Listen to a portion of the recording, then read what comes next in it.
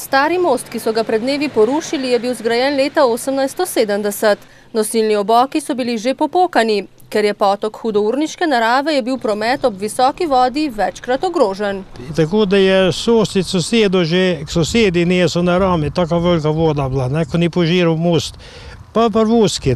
Stari most ni dopuščal srečevanja vozil, novi pa je s širino skoraj 8 metrov predviden za dvosmerni promet. Jaz moram reči, da tu je že kar precej let bila pobuda, predvsem vaščanov, ki tam živijo. Dejstvo pa je, da je ta most sestavni del dveh občin, zaradi tega je bilo trajalo kar 2 leti, da je prišlo do uskladitve. Močnik je namreč mejni potok med Zdolami, ki spadajo pod občino Krško, in Zgornjo Pohanco v brežiški občini. Nov most pa skupna naložba. Zgrajen bi moral biti do konca oktobra. Ker se je pri poglabljanju struge pojavila potalnica, so dela trenutno ustavljena. Domačine skrbi, ali bodo letos sploh dobili nov most.